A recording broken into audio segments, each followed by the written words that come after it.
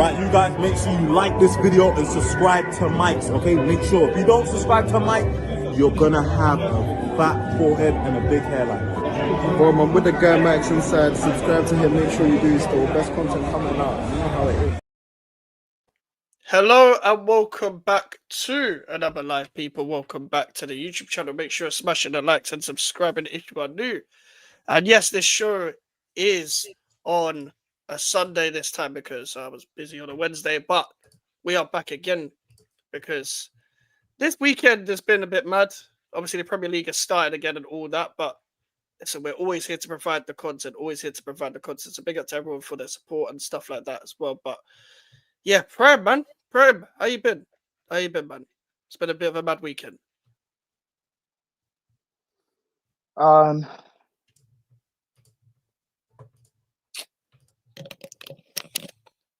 Fuck it, no intro. Ladies and gentlemen, it took 13 minutes into Chelsea's game against Crystal Palace. Middle name is back. Well, Yeah. Mr. Jeremy Robert Sanchez Lynch. To quote my good friend GVO Mikez, if I speak what I want to say, I will get suspended.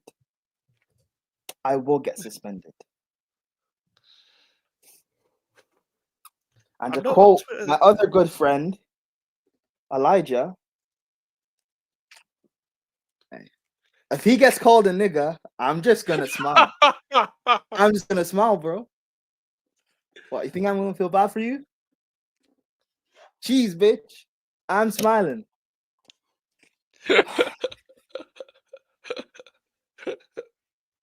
For fuck's sake, man. For fuck's sake. Also, before we get into anything, big up to Sunshine for the raid. Big up to Sunshine every single time you're new here. Please subscribe. I was on her channel for a Premier League review show. I couldn't say what I truly wanted to say. So yeah. You're on the GVO Mikez channel, so now you can say what you want. Exactly, and I watched your match reaction. Apparently now on Mikez' channel, we don't do intros anymore. We just get straight to how we feel, right? Mikez, I'm gonna need you to give me those boxing gloves. Because I'm told, I know the show we start on crashing on United or Arsenal before we get into how we feel, but I'm told Sanchez is better than Donnarumma. I'm told he's better than Mike Maignan. But yet I still get told that I can't blame him for not saving a free kick that was hit right at him because he didn't see it.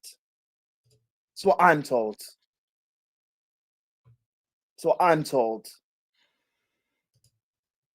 I said when we played, was it LAFC or Flamingo?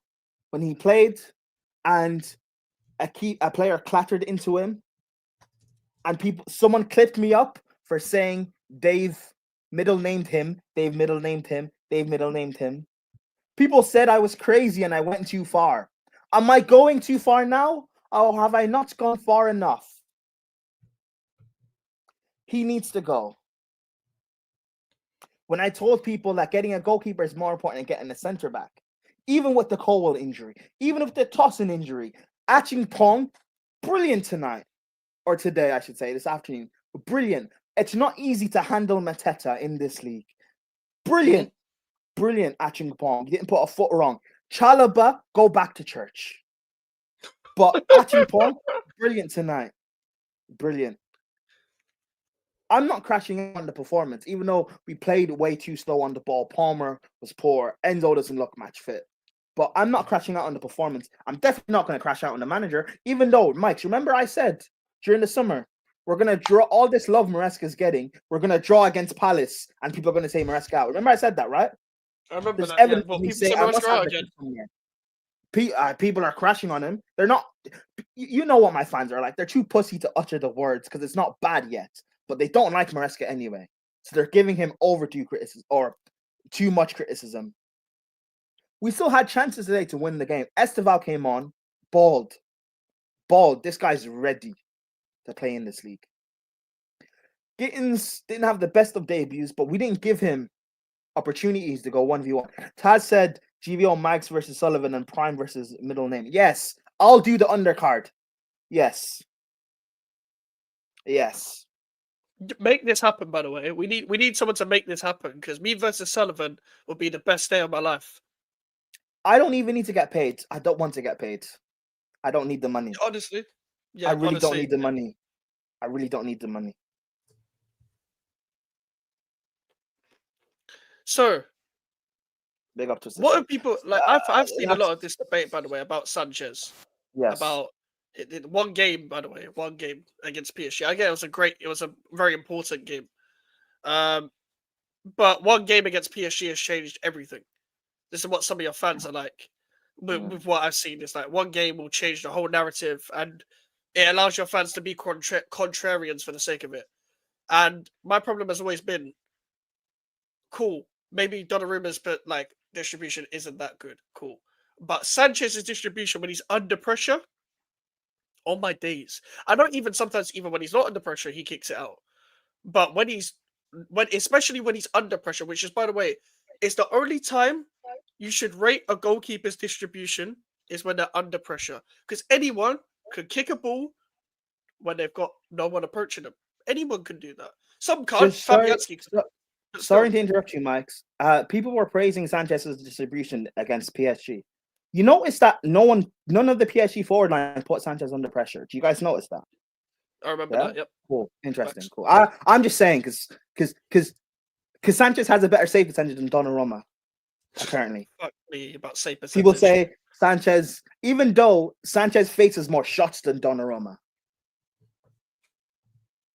Donnarumma has won a Champions League. He's won the Euros. He's won multiple league titles. At 16, he was starting for AC Milan, and he was dubbed by Italians the heir to Buffon's throne. But apparently, he's not better than a Jamaican without a hairline. He's Jamaican. Yes, Oh my god. he's Jamaican, and he was playing in the English academy for some fucking team in England, bro.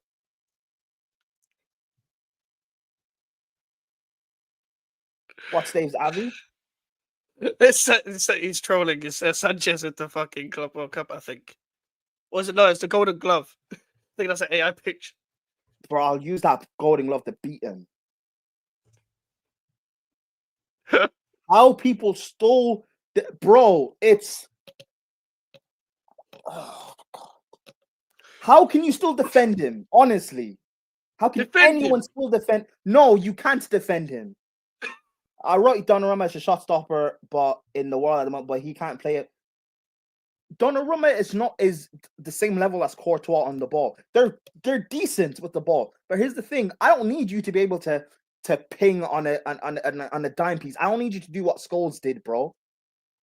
Just if you see a target up in the lap or João Pedro, hoof the ball up to them. Donnarumma can do that. So buy him.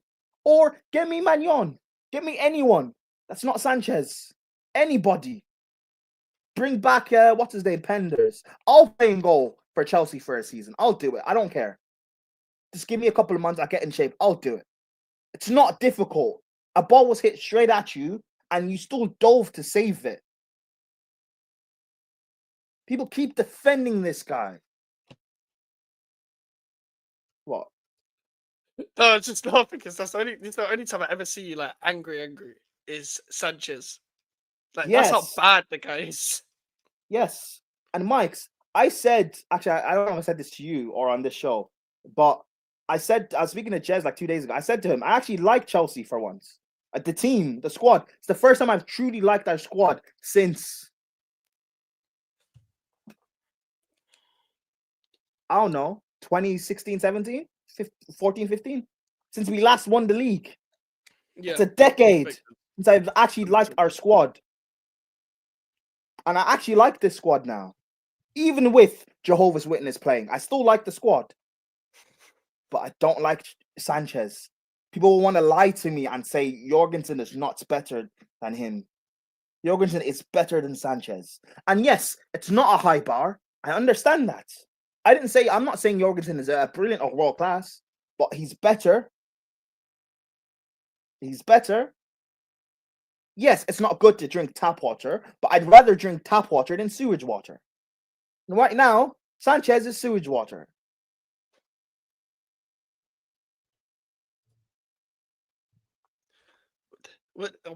Would you consider yourself lucky then Like it was 0-0 with Sanchez being that bad. No, because we actually have a good defensive structure.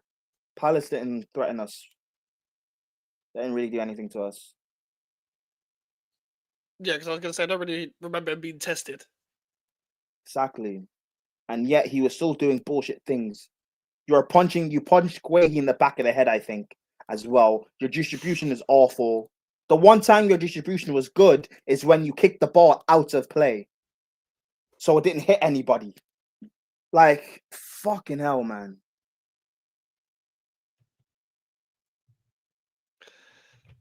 And the thing is, we still created like a few decent chances that it could have gone in, but they were like kind of half chances. But what's his name? Dean Henderson actually had a good game, to be fair, as well. But it's just frustrating because this is what I have to deal with. If that goal goes in, Palace sit in an even deeper block and we lose 1-0. But I'm crazy because I don't think he's better than Donnarumma. I don't know why that's a wild take. I'm crazy because I say West Ham have a better goalkeeper than me. West Ham could get relegated this season. They got slapped 3-0 by Sunderland. Sorry, Mikes. And they have a better goalkeeper than I have. West Ham have a better goalkeeper than I have. This is not West Ham from like 3-4 years ago when they won the Conference League, where they had a better midfielder than I did and a better right winger in Bowen. No, this is a shit West Ham side that's borderline championship. Has a better goalkeeper than I have. A better goalkeeper than I have. A better goalkeeper than I have. The only goalkeeper that is worse than Sanchez is Onana. Oh, no. I don't know who the three of the promoted team's goalkeepers are, and I don't care. Is Onana. Kelleher. Everyone knows I don't rate Kelleher. He's still better than middle name. Bazunu, who plays for Ireland, and I think he's at Southampton in the Championship. He's better than middle name.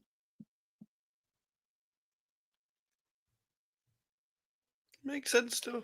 McGinty, who plays for Shamrock Rovers in the Electricity League, the Irish League, is better than middle name. You're laughing at me. I'm not joking.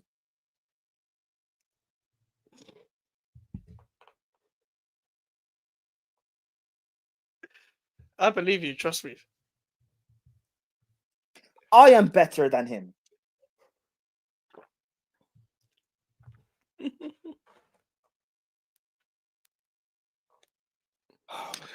Oh my God. I hear it. I hear it. Like, would you say there are at least some positives apart from Scamches? Call him middle name.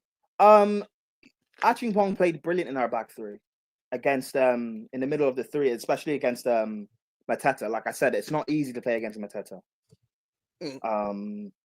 So it was a good battle. I'm not going to say he pocketed Mateta per se, but he limited him a lot, and Palace didn't really create anything. But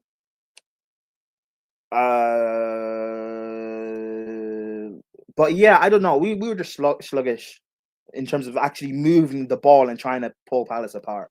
But again, this is a Palace team that is one of the better teams in this league. They are a very good side.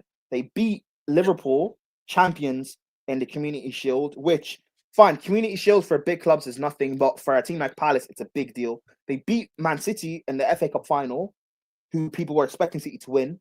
Like, Palace are a very good side. I expect Palace to win the Conference League this year. They are a very, very good side, well drilled. We've got good players. Chris Richards, I rate, good centre back. Grady played well. They've got Wharton on huge in midfield. Lacroix. You know, and they actually have a goalkeeper, unlike Chelsea. So, you know. But yeah, I don't know. It's frustrating because I would have liked to start the season with a win. Because even though I knew it'd be difficult, I still predicted 2-1. And the reason why I said the 1 was because Sanchez. So, yeah. Fair enough, man. Fair enough. But at least the joy is though, you could Palace first game of the season when you barely had a pre-season after coming back from a weird break. It ain't that bad. It ain't that bad. I know it's at home. I don't know you got Sanchez, but you'll be fine. I know we'll be fine. But Yeah, I again, know. I keep telling people there's a limit to what we can really do. It's a limit to what we can really do. And people who want to talk about how, oh, but Sanchez, the back end of the season, bro, we dropped our high line to compensate for Sanchez. Does people not wonder why does he have the best save percentage? Why does he have a better save percentage than Donnarumma? Do you not question that? That's not a problem. Because teams think, bro, Eze took a shot from like the halfway line. Eze dared to attempt it because it's Sanchez in goal. I don't think people understand how bad this is. I don't think you truly understand how bad this is. He's the worst goalkeeper I've ever seen. I've truly ever seen. He's the worst What, goalkeeper. for Chelsea? In general. There's worse goalkeepers than him, like in general. That But- I've seen.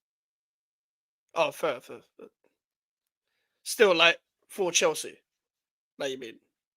Like, because there's no, we literally just said Anana.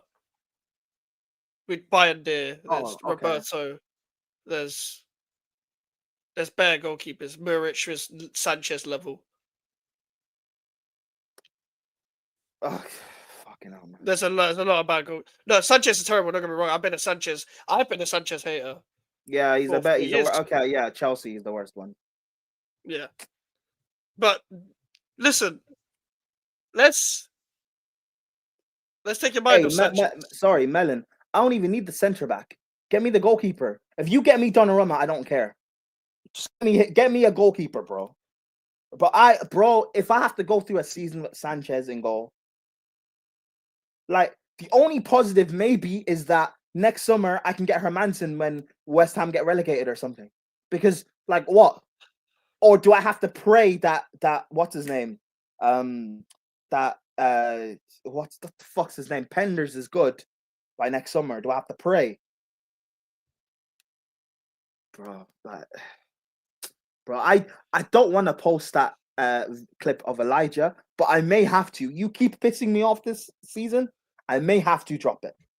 You should have just posted it. You should have just posted It's too early. It's 13 minutes into the first game of the season. It's too early. It's too because I know it's gonna get worse. So all right, let's take Yeah. your mind off Sanchez. Because let me go through the comments first and then I'll move on. Chelsea should sign Bremer from Juventus. can Very he play as a solid. goalkeeper? If not, I don't care. Chelsea regrets selling Kepa.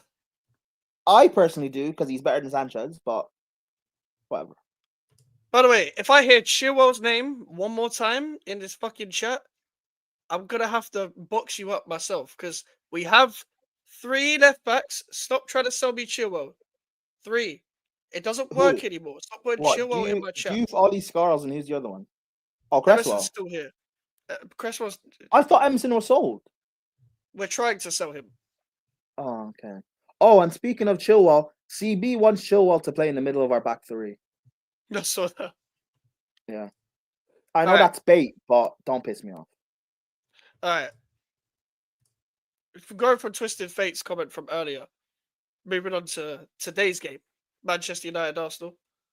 Did any of you expect us to play like that against Arsenal, taking it to them or sit 11 men behind the ball? I expected you to hit them on the counter, just because that formation is very weird to play when you're with the way Amarim uses it anyway. When someone else is sitting back against you, usually Amarim, and especially Man United, with the way they build up, have not been able to attack people properly. But then again, Arsenal were trying to dedicate bodies forward as well. So I think that helped. It wasn't they had to sit back in the end anyway, because when they tried to attack you with Calafiori going forward, Ben White going forward, and Brother was like, fuck it, I'll just stand there in space. I'll just stand there. That's calm. I'll go with Gabriel 1v1. I think Arsenal played the game like they scored in the 13th minute. I think Arsenal, all they had to do is just sit and see the game out. United were never going to really break down Arsenal. But I also think that's all both teams are capable of. I think there's a reason why we only saw 1-0 between both of them. Because of course. there for a reason. The- Like, don't get me wrong, there's positives to take from Man United, but what I will say, I don't want this whole narrative of about like we had 20 shots. What you guys did, you guys attacked space really well, and I think you guys will do better in the games where there's a lot of space for you. But at the same time, you need to shoot properly. You need to test the keeper like mad. I know Ryan made a few good saves at the end, but there were so many times where you guys were in the box and the chance just fluffed. There was a time where Mbuemo was about to shoot and Amad Diallo just stole the ball. And don't get me wrong, when you play your proper team, maybe you can look a little bit better, but you man need to shoot properly. I thought Cunha, he started off a bit weird just because his movement isn't a number 9 type movement. I think Mbuemo needed a bit more help. But as he grew into the game, we saw the Cunha like that could show sparks and that. But he's still got a long way to go, especially that midfield sucks. That midfield fucking stinks. But we've been saying that about Manchester United for years. For God knows how long. But also, I know they won Prem, but a certain man had a stinker. A certain man had a stinker of a fucking debut. You know who that is? Oh, Alfie. Yeah, Alfie had a stinker. Victim Groceries, Glockless Monster, what was it? I forgot the other one. There's Ben. Galactose intolerance. Yes, that. Gokares, Hoktuarez, Alf Perez. Oh my god. Thank you, Dave. Thank you. I was trying to make it work with Alfie's name. Thank you, Dave. Alf Perez is crazy. But yeah. Here's the thing. It's almost as if, Mike's. It's almost as if we predicted that Arsenal don't create enough chances anyway. So bringing in a goal scorer like Gyökeres, he's not going to get much service. It's almost as if we predicted that. It's crazy. Crazy. Yeah, when you buy a striker and you only have one competent winger, it's never going to work, lads. Sorry. He's going to get a hat trick against Leeds or some shit, and then you gas him.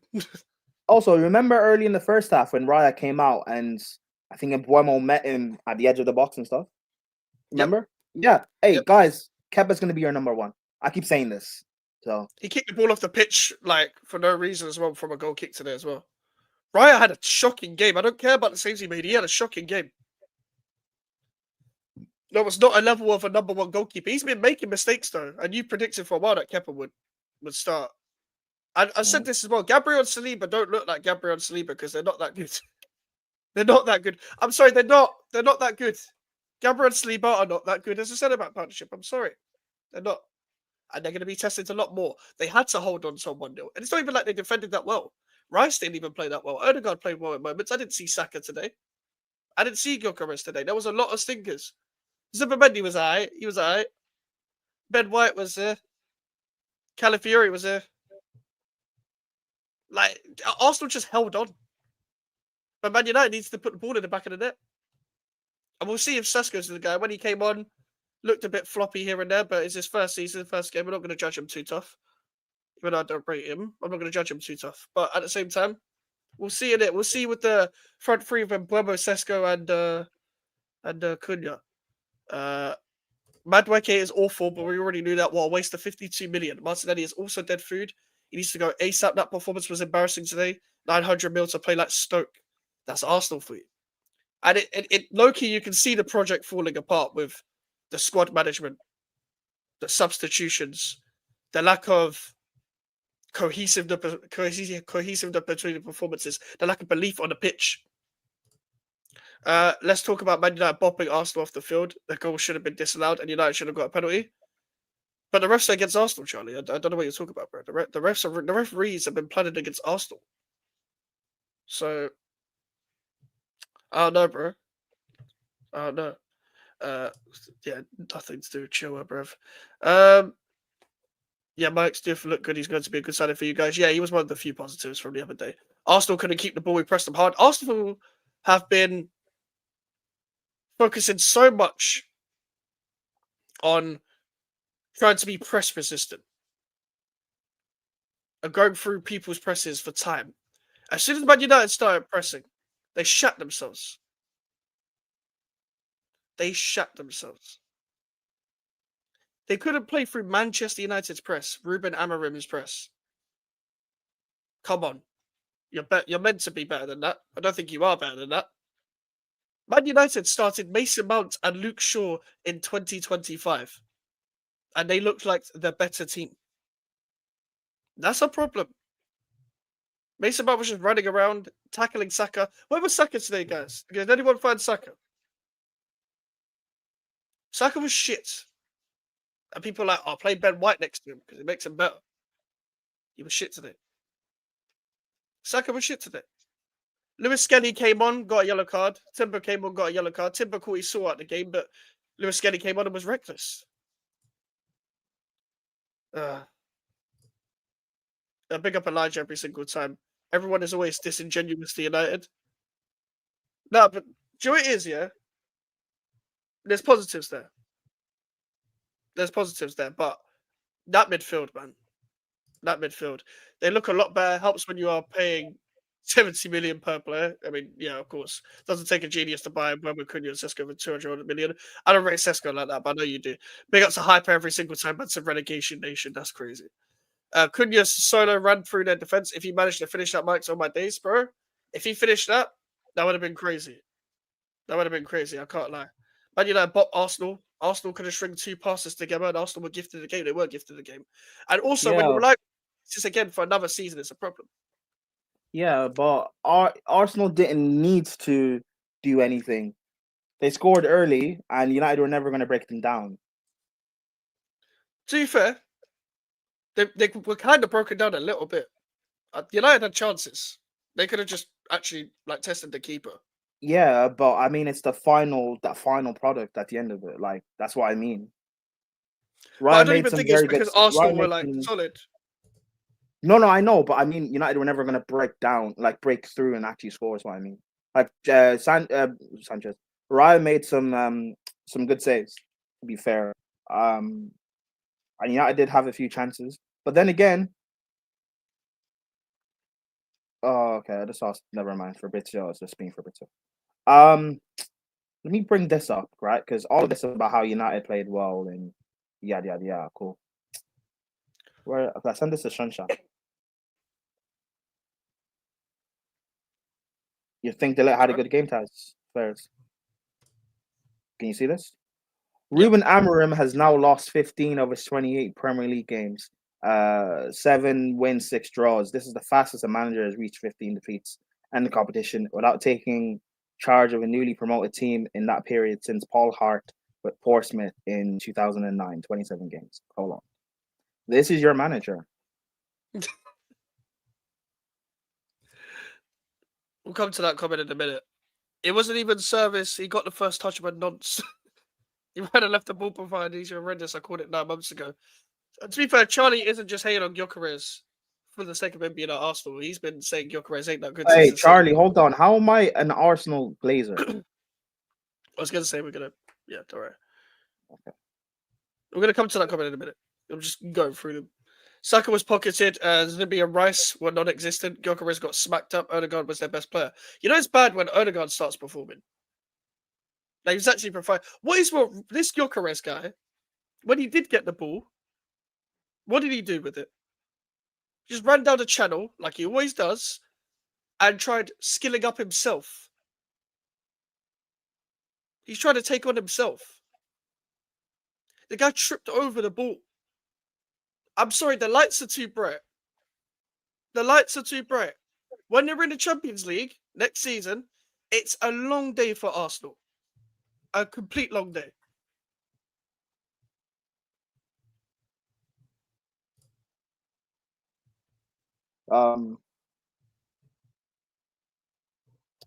This is the stats for the game, yeah. Yep, 22 shots, only 7 on target.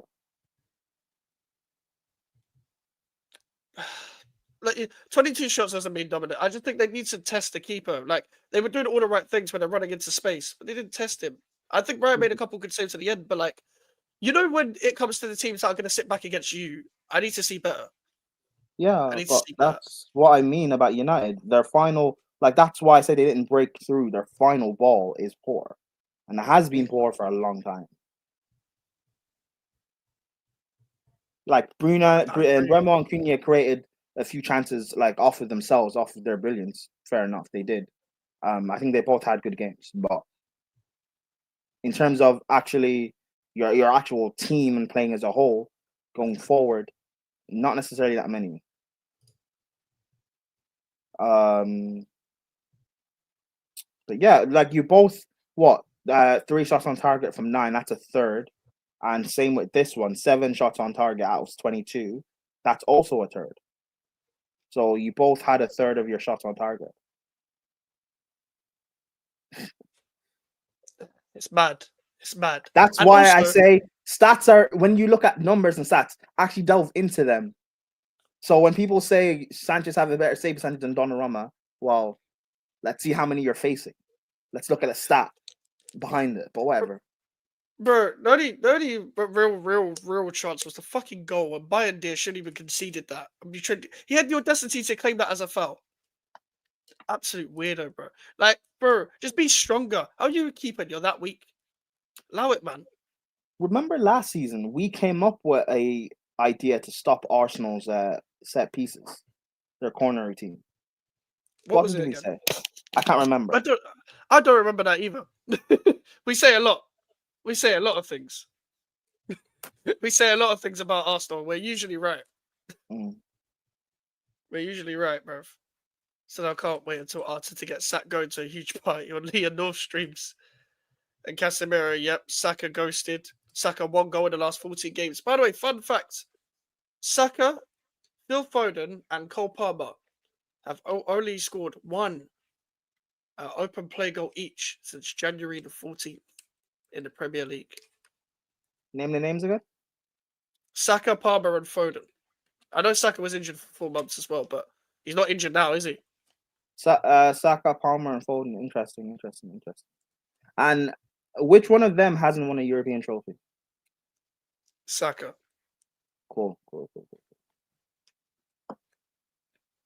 Saka was in Dorgu's pocket indeed as well. You know, Dorgu, Joe, if we're talking positives about Manchester United, Dorgu looks ready. Dorgu looks settled in. I like him. Yeah, he looks like a force like counter-attacking and going forward. Yeah, like he was like trying to take games by the scruff of the neck. He was trying, like, that shot that hit the post. He's like, I'm here now. I'm not afraid of the league. Also, It took Man him a while to United, settle in. we know how good they are in big games. So I think this game isn't really like for people trying to gas how good they played and stuff. This game is not really a litmus test for anything because we know how well you play in big games. You guys tend to step up and actually perform. So the big test will be like playing Fulham next week and going forward. And to be fair, I have you down to beat Fulham because I think Fulham, them playing at home, they'll actually step out and want to play on the ball, and you'll just be able to counterattack them. I think with Man United, they'll do better on a counter anyway. I think they're good. To be fair, if they're getting better at pressing, they are getting better at pressing. I will say that. I think they had a big struggle of last season was their pressing structure. It was so easy to play through them. Like if you had another solid midfielder, then cool, we might be having a different conversation maybe. But I would love to see you guys against a team that's just gonna properly sit back. Like, because a lot of people say, like, I don't even believe in the Arsenal sit back thing because the amount of space they gave, like, they had to see out at the end, and a lot of the shots were like blocked at times, but there were so many times in the box where it was just like it was going everywhere in the box apart from at the keeper sometimes. It's just like that's what they need to figure out. That first half was begging for a number 9, whether it was Xerxes or Sesko. They just needed a presence, no matter the quality. Because Cunha and Webber were trying. Mason Mount was doing the energy gimmick at the start, but he didn't really do fuck all. I know he suits the formation and stuff to an extent, but like, come on, let's be real. Let's be real here. He's not the answer in 2025. He never has been.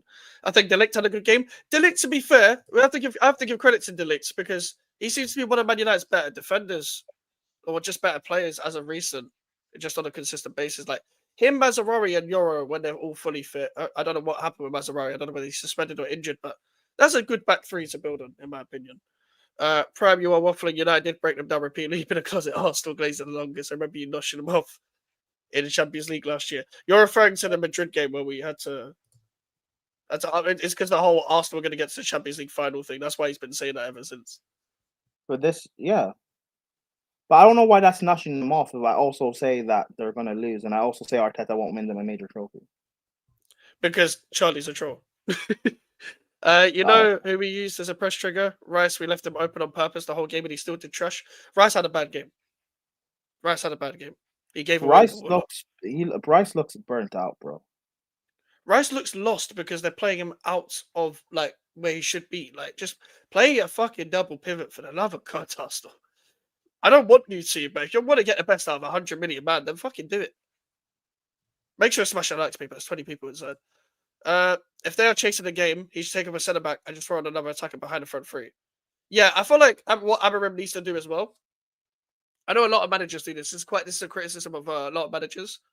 Is I get you have your formation, you have your structure, you have your system, but you know when you're chasing the game or when you're defending a game, depending on the formation you play, you can adjust it. You can take a wing back off and put in a Saka on, yes, like an Ahmad, but Ahmad should be starting. But also when you've got Dorgu is playing well anyway, but try and put an extra attacker on the pitch, as Damien has been referring to here. What's that got to do? What was that? What's this comment referring to? Twisted. Sorry, we only just come to this. The general consensus is United couldn't beat a shit Arsenal. Let's draw the line there. Yeah, Hyper, you can say that. You can say that. We can see the Arsenal baby man dribbling down your chin. That's crazy, bro. You're always going into extra detail. Prem, you fair are glazing Arsenal and downplaying United.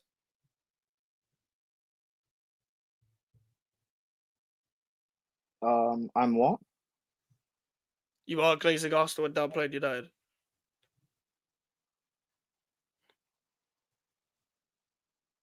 How am I glazing Arsenal? They didn't play well in the game. I don't know. But I don't know. United also didn't break them through either. They didn't score. I don't know, innit? I don't know. But what was the field tilt? Oh, bro. I don't know. That man that's still talking about field tilt, man. Go and get checked. That's right. I already got one nostril. Bro, Raya, yeah. That guy is on speed or something. He's on ketamine or something. This man just kicks the ball off the pitch where there's no pressure. He's turning into one of them keepers that, like, because there's so much reliance on him on the ball, he will overdo it. The harshest stat, XG 1.59, actual goals 0. That's why I don't pay attention to stats anyway. Fuck XG. With the ball in the net, bruv. Yeah, it's poor against the best defense in the league. I can't. They blocked a lot of our shots, for fuck's sake. I think, to be fair, Sorry, go on. So, your final... But I am right then. So if it's only 7 shots and they blocked a lot of your shots, so you didn't even get your shot off. So your final ball was poor. So I'm right. And I'm not just judging off this game because it's been poor at Man United. I don't know. Let's not pretend it wasn't a foul on the keeper. Nah, bro. Keepers, yeah, are pussies. Sorry, keepers are pussies. They always do it. Vicario used to do this a lot. Areola did this quite a bit. There's other keepers that have done this as well. Where even Onana, they will always blame something else. De Gea used to do it sometimes at Man United. Every time it was a corner and there's a little bit of contact and you can't fucking catch a ball, they always blame other people. Like, for example, Fabianski's catching that. The one thing I'll say about Fabianski, he can catch a ball. He would catch that corner. I'm just saying, like, and he's short. That's a prem, I don't want to hear it. Declan Rice got torn 3 times by Cunha in a 2.5 minute Scorch highlight vid. He's used this versus a counter. And that's the thing, like, I would say the burnt out thing could probably come into play, as Prime was talking about, because that's actually one of his strengths. Defending counterattacks, stopping counterattacks. That's one of his big strengths. And to be fair, even what I will say about Declan Rice is even when Cunha come up against him in the game, you know when you see players go up against someone 1v1 in a football game and they go the other way, they pass the other way, they try and avoid the player because they know how good they are. Cunha was still doing that against Rice at times. He would approach the ball, and then as soon as Rice goes to the space, nope, I'm passing it the other way because I know if I get close to Rice, he's going to win the ball against me. And his casual half-face jog recoveries putrid and hilarious in equal measure. Not even a brainless British media could mask Rice today. Good to see anyway. Yeah, this was one of his worst games I've seen in the Prem. That today was one of the worst games I've seen him do in the Prem because he doesn't lose the ball like that. But for me, this is the Arsenal effect. Because even when West Ham was shit, he wasn't this bad. Big up, lads. Smash a like and subscribe. Big up, Ravi, every single time, man. Hope you're doing well. Sorry, 105 mil and can't soul DM and slow and turgid with 8-0 finesse in the past. Now compare that to Valverde or Rodri. If he was Irish, nobody would bat an eye. I hear that, but he has qualities that can be used in a better system. Arsenal just don't use it properly. No one's expecting him to do outside of the foot passes and stuff like that as well. He can be used if he's used properly. You'll see a really good player. Also, if he was Irish, he wouldn't be at Arsenal, and people would rate Declan Rice at West Ham. Yeah, people would be like, he's a good young player. He's all right. Yeah. Also, Valverde is not a DM either. He's box to box, the most box to box Yeah. midfielder. Did you say he's the worst? The most, like, he's the most, like, when you Oh, talk yeah. box to box midfielder, Yeah. that's the first name for me that comes up that emulates that, like Valverde. Yeah. Because he's And literally everywhere. And Valverde and Rodri actually get played in their positions to exercise their strengths. Rice doesn't get played in his position to exercise. People keep saying that Rice is an 8. He's a box to box 8. He's not, bro. He started off his career at West Ham as a centre back. He's not a box to box 8. It's a ball winner. And people like, and just by the way, can I just say this as well? Because a lot of Chelsea fans do this as well. Because I know you man are obsessed with the Caicedo, not you, Prime, but like Caicedo Rice debate. Some of the Chelsea fans go too far because he plays for Arsenal. Cool, I get it. But you Chelsea fans don't know what you're talking about even when it comes to Declan Rice. I'll be honest with you. The only people that know what they're talking about when it comes to Declan Rice is West Ham fans. I'm going to be so honest. And me. Yeah. But like, because he started as a centre-back, everyone thinks he's a centre-back. Michael Richards started as a striker. That doesn't mean he was a striker. You know what I mean? Like, people change positions throughout their career. It's not just when they're 8 years old, 10 years old, whatever. Because he was a centre-back DM anyway. He got promoted as a striker, Richards. Yeah, well, no, not even. But he was a midfielder when he got promoted. He was a striker, and then he was a midfielder when he got promoted. Then he got put to right back, like against Iron Robin on his debut for England. Oh yeah, I remember he spoke on that he used to play DM. Yeah. Never mind. Sorry. Continue. Yeah. So people get played out of quote unquote out of position, get converted, but doesn't mean just because they weren't naturally there that they can't play that position. Like Joe Linton was a striker, and Eddie Howe converted him into a midfielder. We didn't hear anything about Joe Linton in midfield. In fact, it was weird when Joe Linton was in midfield at first. It was like they signed him for 40 million as a striker. Why is he in midfield? That's weird. But now he's a midfielder. Nobody thinks of him as a striker. And you could be converted into a different position, but still look quote unquote natural just because you played it later on in your career. Declan Rice is one of them players. Declan Rice is a great ball winner. He's great at driving with the ball. He's great in the air. He's one of the strongest players in the Prem. He's actually got great engine, great pace, can stop counterattacks. But he's played so many games, and he's been played out of position by Arsenal. And even then, even when he's played out of position, when he looks uncomfortable, he still doesn't look like a bad player necessarily. Today was a very bad game from Rice, especially for his standards. But that's what I'm going to say. Why did Sesko start to mop up the crosses in the box and play Cunha in the 10 whilst Mount has been injured? I don't understand. Amram started off in a very negative way. That's why he played Dalot at wing back over Ahmad.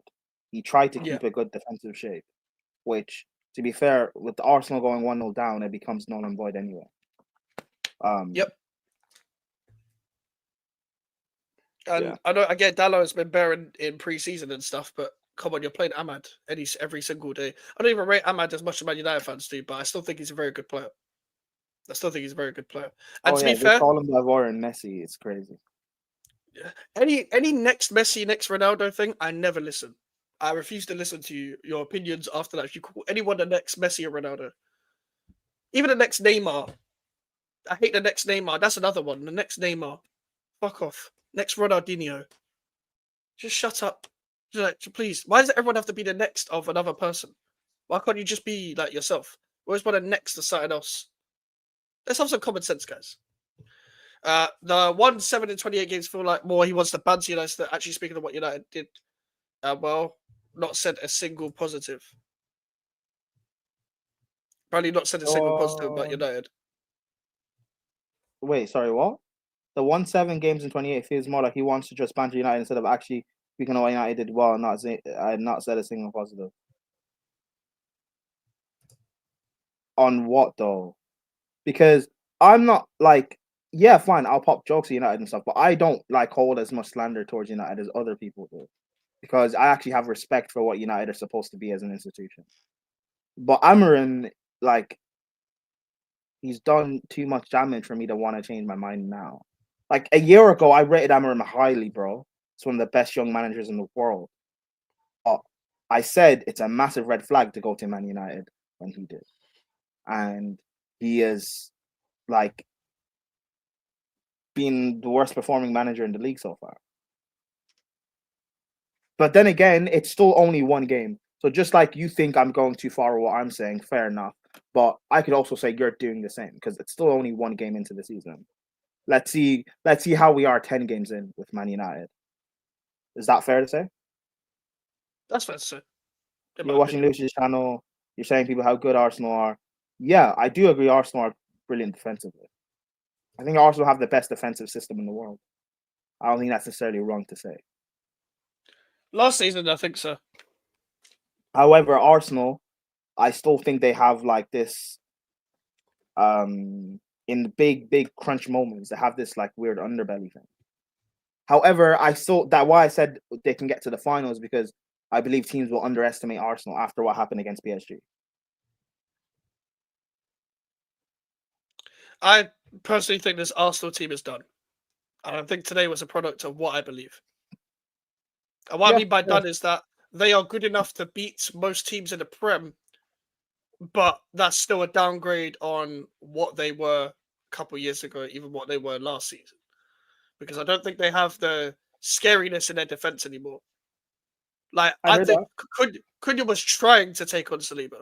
People are trying to take on Gabriel. People would avoid that usually. I heard that. And you're not the only one. You're not the only one that's saying that. So I understand what I've said is very much in the minority. So, like, I heard that. I know there's been a lot of stuff going on from game week 1 that we have to make definitive statements. And I know I've made a couple as well. But I've made a couple with evidence to do in my own club. When it comes to general other clubs as well, I need to watch more of other clubs to know what they're going to do in the season. However, I still believe Chelsea are better than Arsenal. I still believe Liverpool will win the league. And I still believe City will be up there and challenging them. I don't believe Arsenal will be in the top 4 race, but I believe the top 4 will be a bit more comfortable than usual because of the level raisers in the league. And I think everyone else is struggling because of their lack of depth within the league. Everyone else, I'm looking at everyone else's squads. I'm looking at their benches, and it's looking peak. It's looking peak. I'm seeing bare academy grads that are not even touted. They're just there for vibes. I'm seeing a guy called Ben Winterburn for Bournemouth. I've never heard of this guy. So it's looking peak for most teams in the Premier League when it comes to their general depth. I'm not making definitive statements after game week 1. But you never get a critique from us from everyone Carragher. So hey ho, another long season. To be fair, he's very protected by the pundits. Very protected. But he's also very overhated by people online. By quote unquote football fans. Cool, I get it. He's not a fashionable midfielder. But he has qualities and in the right system he could be touted as really good. It's a system game. Big up to Kez every single time, bro. I hope you're doing well. That's a prem glazing Arsenal. No block shots. Still go onto the shots on goal if they are block prem or total shots. That's like Valverde 10 minutes ago. Yeah. Valverde can play 4 or 5 positions called adaptable, but you're not thinking about him as a DM. Like when we're talking, there's no point comparing Valverde and Rice because Rice isn't an 8, even though he's playing now. Like the Rodri one makes sense because he's 6. He's 6. Ahmad had a knock against Fiorentina. Of course, he didn't start. We can't risk him getting hurt. Fair enough. fair enough. But I would still say I always believe that I don't believe I was putting someone on the bench if they can only play like 30 minutes. But then again, Ahmad is quite injury prone at times. He can be. He's had a couple injuries before, so it is worth being careful with him. Whether Dallo is the right wing back depth to have, I'm not too sure. If anyone knows who's next, it's Mikez. Thanks. Big up, Kez. No, Prime, don't get me wrong. I hear that. I said I want to see it 10 games, but there's still a lot of positives to take from this game for United. I think there's definitely No, that's positives. fair. I'm not saying you shouldn't take positives in that if you want, but for me, it's still only like one game, and let's see how you do in the other games going forward. To be fair, I also have you beaten Fulham, so like I said, we'll just wait and see. But to say that like I'm downplaying United and stuff, this is what I've seen from. This is the first game I've seen you guys since last season. I didn't watch your preseason games, just like I don't expect you to watch Chelsea preseason games. Why would you? What did you make of Brian Brummer? I think he had a good game. Cunha and Mbeumo, they both played well. They both had good games. Yeah, like I've seen a lot of analysis on Mbeumo, like people talking about like how good his footballing ability is and stuff. But I've also seen this. What's this? Okay, great man. Man, these Is this an AO? I might get clipped by you. Actually, never mind. I don't even know how to word this. It sounds mad. I don't even know how to word it. It sounds so mad, bro. Oh, fuck's sake. Yeah, never mind. Yeah. Do you think Arsenal or United will get clapped 3-0 at Sunderland? Probably not. Probably not. But Sunderland will beat Man United. 3-0? Not 3-0. Man United are better than us. When did United play Sunderland? Fuck knows. I'm saying that Stadium Light, not at Old Trafford. Big up Daniel. Sorry, possible. Prime, you reckon Achimpong will get more game time after the hope Palace so. performance? My boy, Achimpong. I've been telling people about this guy for well over a year. But, remember when he played Spurs in the second part of the season under Poch?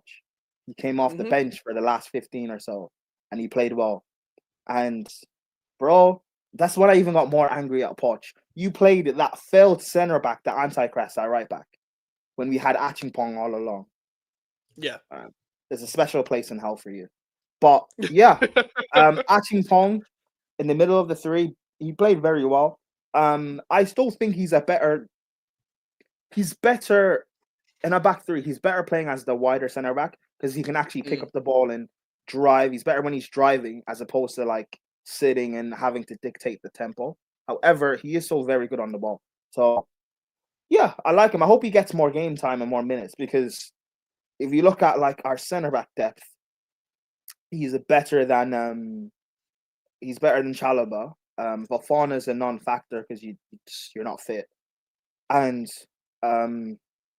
yeah, I would like to see Achimpong like play more in the Prem, bro. He's very he's like when people talk about Cobham and us producing talent, the talent we should be looking at is the Achimpong, is the Reece James, not Mason Mount and Gallagher and Gilchrist.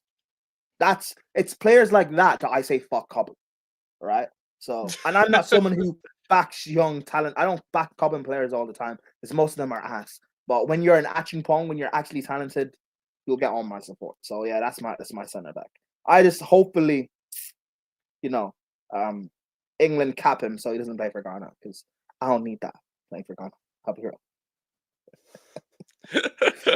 No, I fully hear that. It doesn't have to agenda, man. Yeah, I really like I know. Yeah, I know. I always say that I want you guys to play for African countries, but nah. As long as it's not Ghana. As long as it's not Ghana. When's the West Ham Chelsea preview? I'll hopefully have a few. The problem is, one of the days this week I'm quite busy, so I've got to try and arrange the schedule this week with certain days where I'm working, certain days where I'm not working, and I want to get a few people on, but I want to get them on individually. So it's going to be difficult. And because the game's on Friday, it gives me one less day to prepare. But I might have to start doing Chelsea previews on Tuesday. Oh, you don't want to do one big preview? Not with like bare Chelsea fans. That's long. You can't handle That's the long. press. I hear it. No, because bare fucking Chelsea fans about comments as it is. I can't be asked. But yeah, hopefully, like there's going to be quite a few this week. I've got a few ideas still. Got a few ideas. I feel like once our attack gels, it will get a lot better and goals will come. To be fair, I'm not sure if you guys clocked it, but Dallo got in the Burma's way a lot. It will come soon. Yep. I think in Burma, if he wasn't such a nice guy, he would have punched up Dallo. Like, because Dallo was just in there, just in his way, brother, as soon as he kept trying to run into space. But you know what? Mbeumo was always going to suit this formation, but I'm hoping for his sake that he carries that on, because I don't like seeing ballers just go to other clubs and then just waste their talent. And with Mbeumo, he's a player I really like watching, and I think he played really well. I liked what Mbeumo was doing, where whenever he, in the first half, when he picked up the ball, he would drive in field, drag, I think Calafiori, and then Dallo would just make that overlap, which is something you can't really do at Ahmad because he's not right-footed. However, the problem is Dallo shit. So yeah, that's so true. Though. That's true. Like, you know, is if Mbeumo didn't really have mad right backs like that at Brentford. Like, had Aaron Hickey for a little bit, he got injured. Rosalev was shit. Christopher Ayer was playing right back sometimes, but he's a centre back. But he was actually technically gifted. But Mbeumo needs someone to combine with, man. Like, I think if you're gonna go with Diallo, hopefully they can form a relationship where one of them goes out wide sometimes, one of them goes in the pockets at times, like how Ahmad did when he came on. They could develop an understanding. I wanted to see how that worked before I properly judged it, but it does look like that could work. So fair enough. But I do think at times you will lack a right footer. I just think sometimes you need whatever it is. Sometimes whether it's the left back, left winger, whatever it is, you need a right footer, left footer sometimes, just for the underlapping runs, just so it gives you something different. Because sometimes the third man run gives you a whole different dynamic. Yeah. Better talent than Tosin. Yes, I agree. Yeah, fair. Like, I think so as well. Because I think he's more nimble. I think he's more nimble as well. I think he uses his strength properly. Like, I think with Tosin sometimes, like he did this at Fulham as well. When he made a tackle, he would sometimes fall into the tackle and go extra reckless. Whereas Achimpong is more like the mold of a proper centre back, even though he can play fullback as well. It's like move man with one arm. Like, I've got the ball now. It's like when you're playing football and someone just sticks their arm in front of you, it's long. But when they're strong, it's even longer because it's just like, okay, I've been pushed back here. I end up losing my head and just fucking charging them, just end up kicking them. But like they're the most annoying players to play against. Because when you're trying to take the ball past them, you might even be faster than them. Then all of a sudden, bang, one arm. That's what Achimpong's like. And the more he develops, the more he grows, he can be dangerous. You think Ghana have a strong chance of winning an AFCON?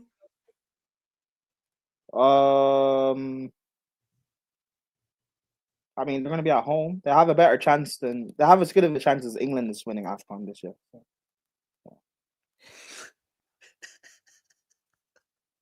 Oh, bad days. Dallo defensively is good, but going forward is something he really needs to work on. Ahmad and Mbeumo seem to do this overlap thing where Ahmad will run and overlap the drag and defender past Mbeumo. Yeah, I think it can work. I think it could work better against the bigger teams where there is space, because when there is space, you could just jug. Oh, so that was a thing you guys did in preseason then? Okay, fair enough. I thought it was just a thing for the game. That's why he played Dallo. So if that's a thing that he did in preseason, then he should have just played Ahmad, I think. So, whatever. Fair enough. Ghana can't win it if they did it. How did they not qualify? No comment. How did they not qualify? Because they're fried egg merchants. They're not even fried egg. They're boiled egg merchants. If you know about Ghana, you know. I know them man call you pigeons, isn't it? They call who pigeons? They call you pigeons, isn't it? Man, I'd rather be a. Listen, them man smell like boiled eggs, man. Don't speak to me. Oh, yeah, so why did they qualify? Thomas Partey. Hey, you want to know what Partey qualified for? Hey. Oh my! Man said he's got an A-star.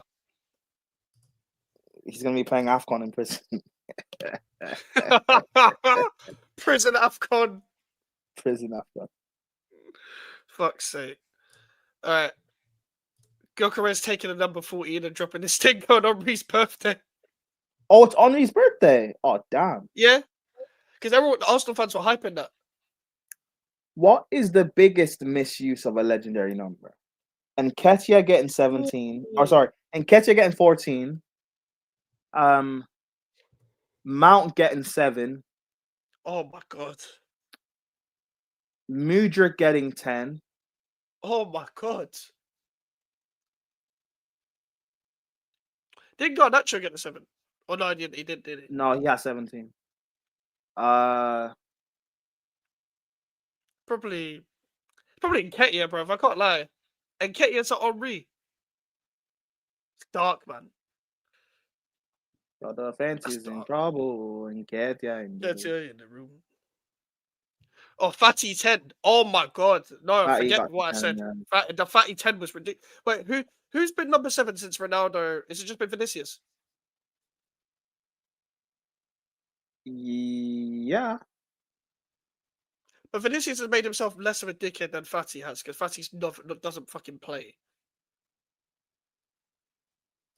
Like, Fatty's not a bad player, but he just doesn't play. But yeah, that's the bro. They gave Fatty the 10 so quick, by the way. Like, yeah, he you know had when like the a legend leaves and season. when the legend leaves and you don't necessarily you don't retire the number, but you wait a little bit until you give someone a number, just so because the pressure is mad. Messi left quick. Fatty got the 10. Bro, Straight first away. season. And Barca, they've unveiled Yamal's the 10, and they're now trying to do the whole thing of, oh, our 10 shirt went from Ronaldinho to Messi to Yamal. No, it didn't, bro. You No, remember Fatty 10, you remember. Yeah. By the way, I don't think Callum Wilson will be starting. If Callum Wilson starts, congratulations Chelsea on the win anyway, but Callum Wilson starting will just add on that. Mikez is not just Ronaldo that held the 7. I wasn't even talking about United, bro. I was talking about Madrid. But I know United have got a mad history with the 7, like Beckham and Cantona as well. Yeah, no, twisted. What I said was legendary shirt numbers that have been worn by like shit players, basically. Yeah, because I was trying to think for Real Madrid. Has only been Vinicius. And Vinicius has been shit the last 2 years, to be fair. But like, still, I still think it's like, obviously it's Ronaldo, in it. So anyone wearing that shirt is a bit mad. But at the same time, like, Vinicius has held himself more high up than Fatty has. Does West Ham have a legendary number? We retired them. So we retired the 6 ages ago because of Bobby Moore when he passed. So nobody ever wears the 6. I guess the next one of recently would be 16 because of Noble, but nobody's worn the 16. We just haven't given it to anyone. So it's kind of like, it's not retired, but we just haven't given it to anyone. Just, it's been 3 years. 3 years since Noble's retired. Nobody's had the 16. I could check, but I don't remember anyone getting the 16. Do you think Bowen's number will get retired? Probably not. But I wouldn't put it this way. The generation of West Ham fans, I think, would. I don't know how they would react, because I remember talking to my parents about, like, I think I was just bare like reactionary because Noble was retiring, and I watched his last game and I was like, bro, I retired at 16 because he's been there my whole life. So I was just thinking it from an emotional aspect, like retired at 16. But my mum was like to me, listen, no. Someone can wear the 16. I've seen Billy Bonds and that. So to her, it don't mean fuck all. So I don't know how they react if it's like Jared Bowen, because he scored the winner. He's a legend as well. Like, he's still here. He shouldn't fucking be here, to be honest, because we're shit. Do you think it should be retired? I don't know. It's not for Joe. I don't think I should decide. Can I be like, I don't think I should decide, because I didn't live through the great years of West Ham. So I don't think I should. I should be someone that decides. I think leave it up to the. No. I'm saying your opinion. Yeah, I don't know. That's my That's my point. Because all I've seen is just shit. That's like, so for me, obviously relative to me, fucking hell, retire it. But like, that's my lifetime. That's like Premier League era. What do older West Ham? Because obviously your parents are West Ham fans. What do older West Ham fans think of Bowen? And also, what do they think of Declan Rice? Everyone loves Bowen and Rice. Every match going fan loves Bowen and Rice. Like everyone that quote unquote boos him, which is putting him off. Nobody has hatred for him. Nobody has hatred for Declan Rice. All the hatred for Rice comes from online weirdos like West Ham Central and them, man. But with Bowen, there's not a single West Ham fan that doesn't love Jared Bowen. Like that's the only thing West Ham fans will ever agree on is Jared Bowen is God, bruv. Like that's the guy here. That's the guy. Like we're not trying to hear disrespect. Like he is just that guy. He's a legend. Well, I don't know whether everyone agrees he's a legend because older fans, I don't know what their opinions are, but everyone of recent time definitely agrees he's a legend because you literally scored the winner in a cup final. At this point, who else isn't? Who else can be a legend if you're not? But I can't speak for every West Ham fan. But at the same time, everyone loves Jared Bowen. And with Declan Rice, I think everyone got the send-off they wanted with Declan Rice. So the last time we saw Declan Rice was at the parade. At the parade, I was there singing 10 more years, Declan Rice.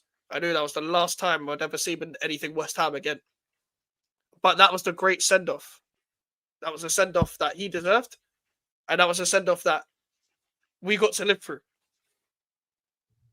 16 is semi-retired. Yeah, it is. Oh, Mariano wore it. Mariano Diaz wore the 7 the year Ronaldo left. Bro, they gave it some... What is wrong with these Spanish clubs? The year Ronaldo left, Mariano wore the number 7 after Ronaldo. They went from Cristiano Ronaldo to Mariano. Oh my fucking God. I don't even remember anything. I don't remember anything Mariano did for Real Madrid. You can't, as a football club, you just had Cristiano Ronaldo. You just had Lionel Messi.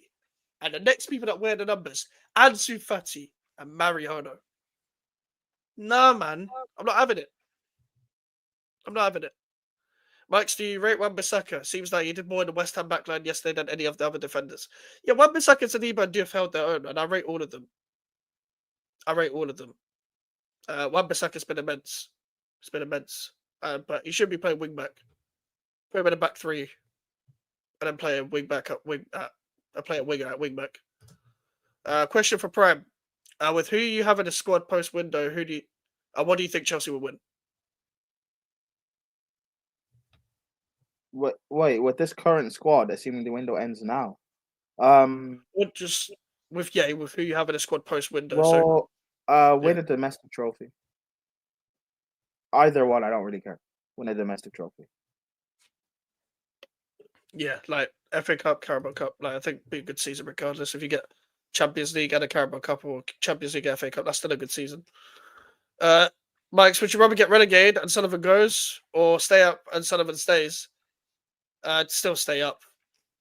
Because I'm being deadly serious. It would take a long time for West Ham to come back. West Ham aren't a team. I just can't remember the time that is prepared to go into the Championship with the London Stadium. I'd rather just do a murder for hire. No, that's what I'd do. But at the same time, we're not prepared. So in Southampton, for example, always prepared to go down. That's just an example. Norwich, when they got promoted, were always prepared to go down. West Ham, because of their comfortability since being in the Premier League since 2012, they're not prepared to go down. So what will happen was a lot of players would leave. Maybe some players would stay because nobody would move in for them. But it wouldn't be enough because West Ham would still have to shift out the ownership, shift out a whole new direction, and the club wouldn't be settled. And also, there'll be so much discontent around East London that fans wouldn't turn up and stuff like that as well. There'll be too much discontent if we got relegated. Aaron Wan-Bissaka has always been a top defender. Name any defender that can tackle as dangerous as him, but do it safely. Yeah, do you know what sticks for me is Zaha saying, I don't know anyone else that can do the scoop tackle. I'll always I've never felt so safe when someone is attacking West Ham down one side. And it's just Aaron Wan-Bissaka just there. We were hit on the counter a lot last season from corners where teams could have scored, and all of a sudden Wan-Bissaka just ran all the way to the other side just to tackle someone. And he was on the other side, he was out, he was running out of position just to defend because he knows everyone else is fucking useless. So let me do it. Just let me do it. I love that. You're weird. Wan-Bissaka Wan-Bissaka is better than what's his name? Dallo. No. Well, yes, but he's a better right centre back than Mazraoui. Oh, right centre back, really? You reckon? Yeah. I think Mazraoui Yes. is really good. Then, to be fair, good in possession. Mazraoui is good, but Wan-Bissaka is better. Like people underestimate just how brilliant Wan-Bissaka is defensively, but I still don't get why Potter plays him as a wing back. Even though, like as a wing back, to be fair, going forward, he's massively improved, but he's still Yeah, better as a right centre back in F3. Yeah, I don't understand why Wan-Bissaka the threat. I do know why Potter does it though. Is because Potter's very heavy relied on people that can like pass the ball in between the lines in the back three. But I hate that shit because I'd say make it a back four in possession. Just stretch Wan-Bissaka out to the touchline and let Tadibo and Kilburn do all the passing. Because Tadibo can pass the ball, so let him go in the centre of the back three. Bin again, or ship him off to fucking Morocco and let Kilburn go left centre back. Big up to Danny Talks Leeds every single time.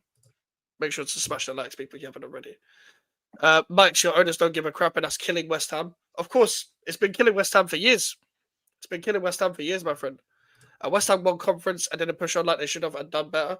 Yeah, and West Ham had any balls, the owner would have walked away. The manager would have gone then.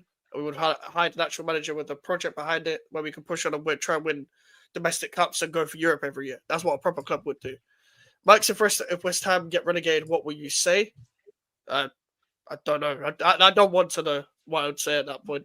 He would say, "I told you so." Yeah, probably. Yeah, I probably would. To be fair, because I keep telling him that West Ham aren't going to get relegated. So. Yeah, it's just that West Ham will be fine by everyone else. And just don't get me wrong, I changed my prediction to 13th when Hermansen joined, but if there's anyone that was saying West Ham are going to get relegated, it's me. Because now it's fashionable to say West Ham are going to get relegated. Now it's fashionable. It wasn't fashionable when I said it. Prem, do you think your squad can push Liverpool and City in the top four this season? Title race, yes. No, Aaron Wan-Bissaka is a better tackler, but not a better defender. Defender. 1v1 is actually close. Yeah, it is It's close. close. It's very close. So close. I think as a player, obviously Mazraoui. Mazraoui's better technically, yes. But, yeah. Again, I say that. What Wan-Bissaka has shown the last year at West Ham, bro. Yeah, but it's still not better than what Mazraoui is. True, but I think... Yeah, fine, fair, true. But then again, like, I wouldn't use Wan-Bissaka to play out. I'd use the other. No, I wouldn't either. I wouldn't trade him, but if you'd said Mazraoui's better, I'm not gonna begrudge that because I wanted Mazraoui when I thought West Ham were gonna get him. I thought Mazraoui was my first choice. Saw Karen Brady on TalkSport. Little do you know what the video is going to be about tomorrow. Oh, she's on TalkSport. You know. She did a TalkSport interview and she said a lot of bullshit. So be prepared, people. It's cooking time. Slag. Shit. Right, oh my God. Why? Allow her, man. What? Her daughter's Fuck her, bruv. Allow her daughter, man. Spliff that family tree, bruv. Spliff the family tree, bruv. Let her daughter Spliff the family tree. Spliff it. Prime, one thing you like about your squad this season?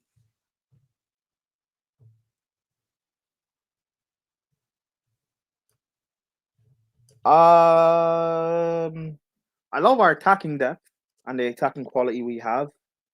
I love that Reese is actually fit now, and like he's been fit for the whole calendar year basically so far. Love Kukurea. I like Maresca, Caicedo, Enzo. I think it's easier to name things I don't like about the squad. I'll be real. Fair. And yeah. That's weird for you to say as well, isn't it? I've not liked the Chelsea squad in a very, very, very long time. Though. Really has not. So the fact I actually like this team now and I like the manager, listen, So I know usually Chelsea fans are always gas going into a season saying wild things, but if I'm positive, people should take it seriously. Yeah.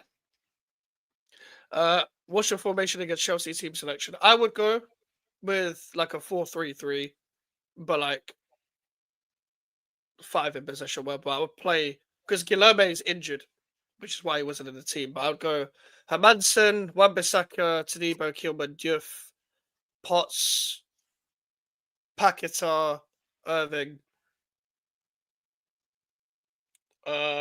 Bowen, Fulkirk.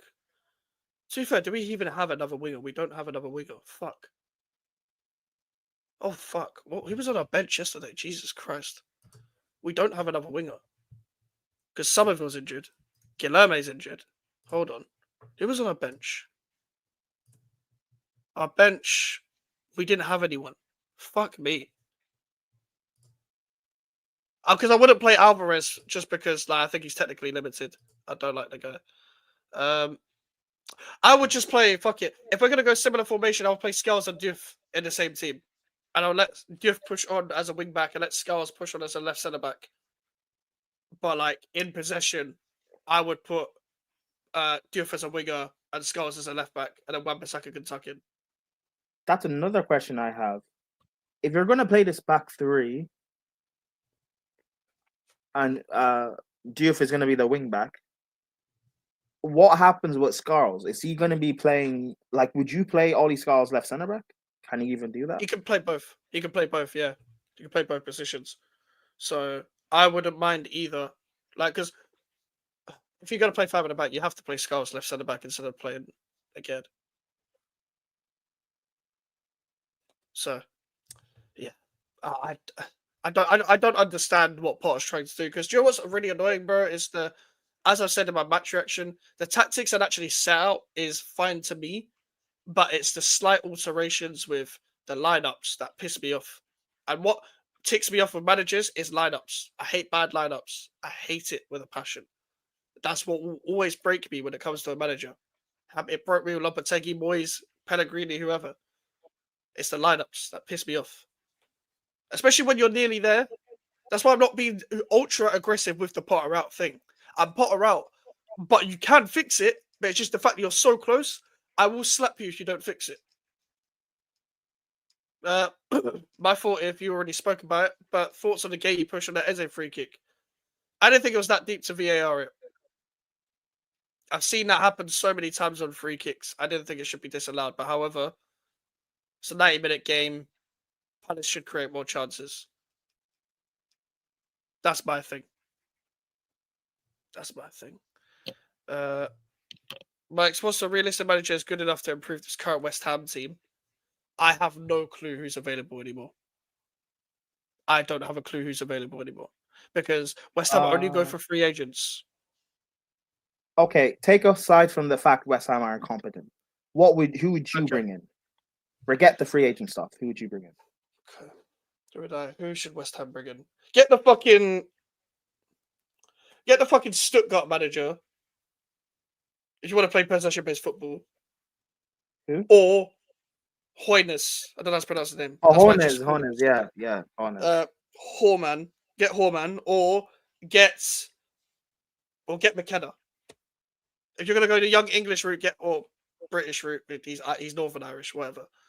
If you're gonna go that route, get McKenna. If not, go and get Hoynes if you go for a foreign manager.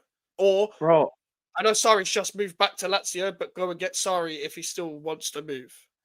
Bro, I think Carrick or McKenna, bro. I rate Carrick highly. I really do.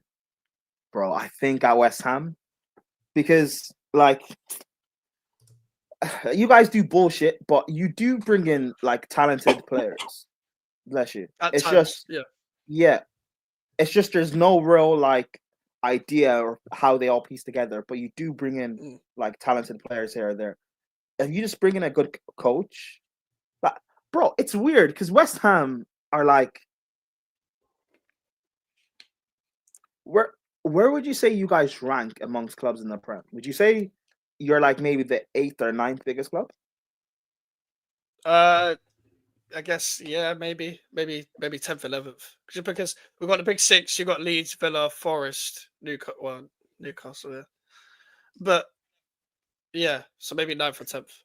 Okay, but why couldn't you guys, if you guys actually acted like the size of the club that you should be, you guys could get Thomas Frank. We could have, yeah, before we went Tottenham. So, But our ownership would hire Sean Dyche because he's free. like, yeah, I just think. That's what Villa fans Oh, referring you to. think you guys will get Sean Dyche to replace Potter? Because he's on a free. It's Sullivan. Damn. Oh my god, you'll get relegated. Damn. Oh my god. Oh, we get ready, bro. I can't lie. Like, Sean Dyche, I'm genuinely rebranding this channel. I'm rebranding this channel. Bowen is gonna have to play as a striker again. Don't get me started. I can't be asked for this Brexit ball nonsense. Doesn't work anymore. I clicked on Current and Brews, and someone was glazing Alvarez to another level, saying he was captain for Mexico. That's why I don't watch other West Ham channels. No offense. When they won the Gold Cup, yeah, bro, fuck that. Alvarez is shit. Ange Postecoglou, I mean, he is on a free, to be fair. Ange is free. And to be honest, I would take Ange at West Ham. I would take Ange at West Ham. Bro, I rate Ange. I think he's a very good coach. Yeah, I'd take Ange at West Ham. Do you not think Potter needs more time? No. I think the reason why I've always been like this Villa fan, where I gave him time last season and people were telling me that I should be Potter out last season. I wanted him to get a pre-season, but you can't have this all pre-season and then lose to Sunderland 3-0 when there's better team selections that you can have. I know he should be backed more, yes, but you took the job. You took the job knowing what the ownership is like. This is your fault. This is your fault. Like, even though no manager is going to be the problem at West Ham, not even Lopetegui because of Sullivan. But that doesn't mean you can't go under blame. Every manager will be the victim of it, making yourself the face of the problem once you take the job. Once you sign a contract, you are part of the problem. Cool, you are not the biggest problem at the club. We know this already. But at Chelsea's looking dark next week. The one thing I had with Potter was that the structure was fine. It's just that people were making bozo mistakes in the team. So that's why we were conceding goals. But even the structure, we just capitulated so much. Unless this is the odd one-off and this is a learning curve, I will eat my words, cool. But I've been here before. I've been supporting West Ham for all my life. I know this isn't a one-off. This is West Ham United. We do this all the time. We're going to fuck it up at Chelsea. We'll fuck it up at Forest.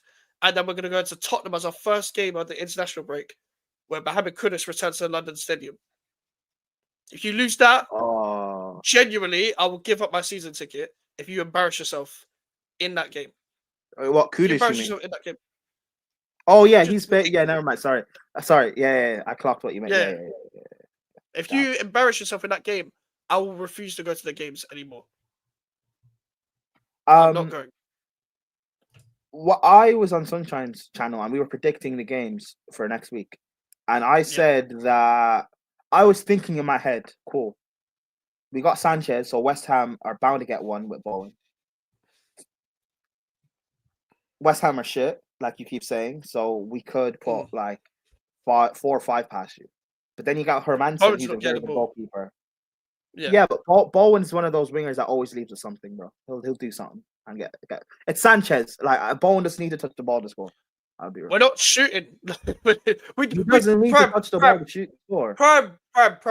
Fuck Sanchez for a sec. We don't test the keeper. I know you don't. But Bowen will end up with Chalobah like in a 1v1. Chalobah will fuck it up, give away a penalty. Bowen will score. It'll be something like that, bro. You remember what happened last season, right? Yes, I do. When you was at our ground and we lost 3-0. Yes. That will happen again. Yes. I remember. No, I know where, like, I'm predicting a 3-1. You guys will get at least one. What are you predicting? 3-0.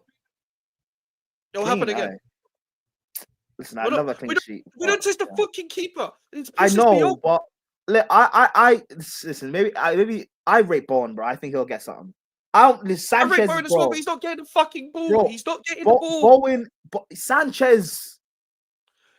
He's not going to shoot against Sanchez because he's not going to have the fucking ball, Prime. He's not going to have the ball. All right. Okay. I'm so good. Okay. Sanchez can't literally. I know Sanchez is shit, but he can't walk to the right wing, get the ball, boost it in the net. He can't because he's not. Bowen's not getting the ball. We're playing Ward-Prowse on fucking Friday, where Enzo and Caicedo are going to molest the shit out of him. Damn. Victim settings. He literally looks like the male Madeleine McCann in my midfield. Victim Ward-Prowse. Yeah. Oh. Ward-Prowse. Oh, against Caicedo and Fernandez. Ugh. I don't care if Enzo played shit today. It doesn't matter. Prime, now Chelsea are back in Europe. Are Chelsea more equipped to deal with most teams in the UCL? Yeah, we can beat anyone in our day. Yeah, I think you proved that with the Club World Cup. I only said Ange because I'm feeling down at the moment. No, I understand. I take Ange. It will take Ange season 2 to get the promote from the Championship. Fuck's sake. Mike's be careful once again manager with Sullivan at the helm because he will end up getting Dyche next. That's true. Palace manager Glasner good. We wouldn't be able to get him now, but if you're talking about unrealistic, then cool. Obviously, Glasner. You will end up getting Edin Terzic. Oh, no, not Terzic links again. And we had this last season. I don't know. No. But everyone's going to be like, oh, he knows the club because he was assistant here. No. Need the manager who's flexible. Facts. I don't care what your tactics are. Just be flexible. Don't be stubborn. Big up Prem and Max. Can't believe we got nothing today. Max, you had the same problems as you. Midfield and no goalkeeper. We have a goalkeeper. We just fucked up on the third goal. We bought Hermanson, but I agree with you, bro. You have bad midfield problems. We have bad midfield problems. It's actually very difficult to decide who's got a better midfield. But then it's probably Man United, but still. Wait, who's got a better midfield between who? West Ham, Man United. Still Man United, but yeah, like it's not saying much. Now there's a good West Ham channel. Forgot E20. Yeah, big up E20's on TV, bro. Big up James. The Fiorentina manager's a good shout from last season, not this season. I don't even remember who was Fiorentina manager from last season. That'll be so real. Because the last one I remember was Italiano, and he went Bologna. So I don't remember who it was. Ange wins a trophy within 2 years. Little FA Cup, maybe. I don't know. I'm hoping. Even when he's here, I'm just Conference League. Let's go. Oh god, we're not getting there. The worst thing in football nowadays, the manager needs all his players, and they will cook. Yeah, anybody got time for that? Rafael Palladino would work at West Ham. I know fuck all about. I know the name, but I know fuck all about the guy. Chief, it's a white.